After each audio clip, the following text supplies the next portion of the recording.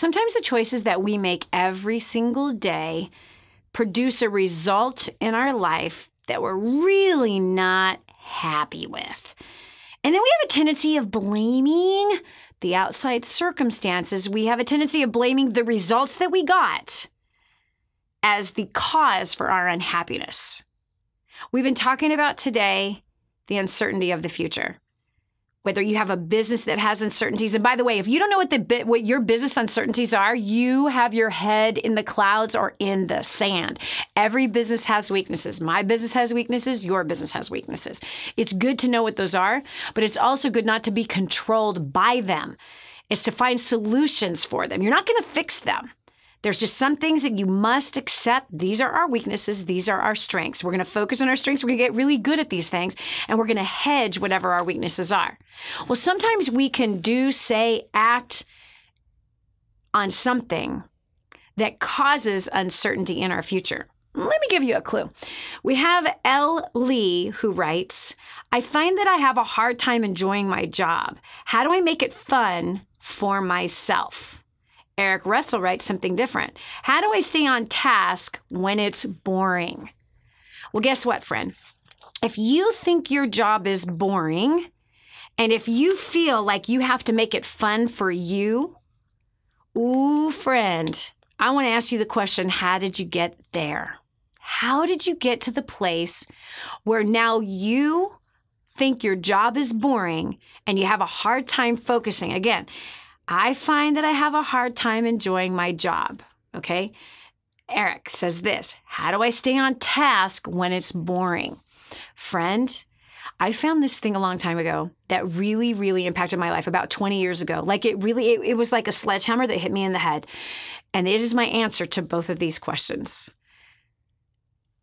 In everything you do it as unto your Creator, not as unto man.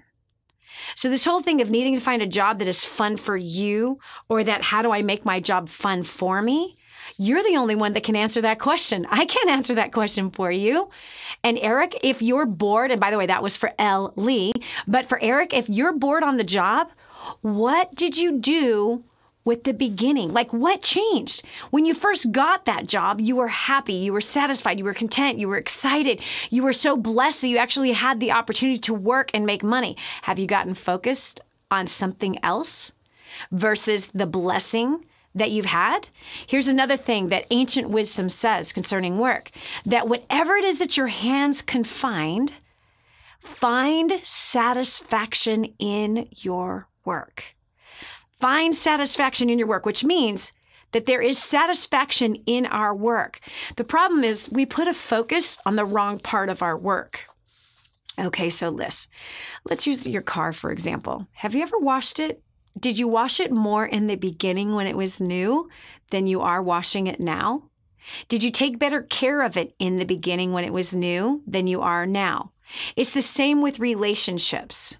In the beginning, we seem to be on our best behavior. The longer we're around each other, we tend to not be on our best behavior. We tend not to put our best foot forward. We tend not to use our best people skills. We tend to get lazy. We tend to open the door to boredom instead of finding satisfaction in our work. You see, it's not the work itself that brings satisfaction. It is what we do with our work that brings satisfaction. So it's like this. Why is it that when we have a new car, we treat the new car better than we treat the old one? Why? Because it's new. And we put diligence to work when something is new. We take better care. We are more diligent. We're more hardworking. We bring more excellence. We have more rules in the beginning, don't we? Like there's no McDonald's in my car. No one's going to drink in my brand new car, right? Because you don't want the smell of that fast food in your car, right? So you want to keep that new car smell for as long as you possibly can, right? So in the beginning, we have diligence and excellence in taking care of something. But as time goes on, we start to get laxed in the care. And when we get laxed is when we get bored. You see, the satisfaction comes from that hard work. The satisfaction comes from that pride of ownership and doing good and being responsible.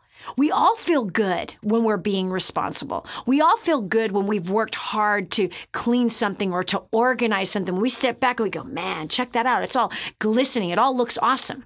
So if you found yourself bored in your work and you have found yourself in work that you think is not fun, it's clearly because you are focused on the wrong thing. Focus on what brings joy. What brings joy? Having an attitude that affects everybody else who's bored in their work? How about this? How can you make an impact and encourage the people that you're working with? How can you set an example for those that you're working with on how to skip through the day with the right attitude?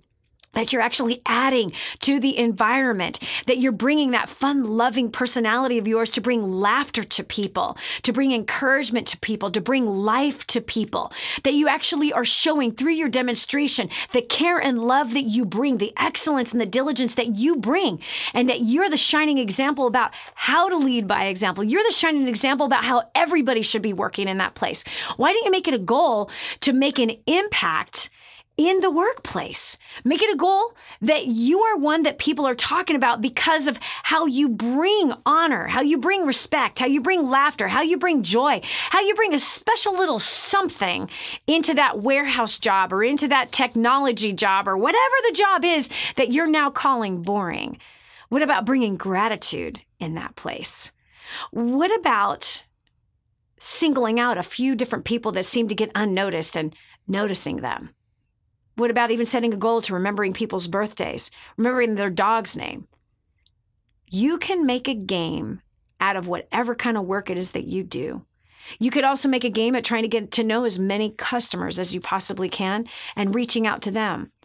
Really, success and satisfaction all comes with what you're focused on. It has nothing to do with the work itself. Because even the exciting work that you used to do that now you think is boring, the only thing that changed was your attitude.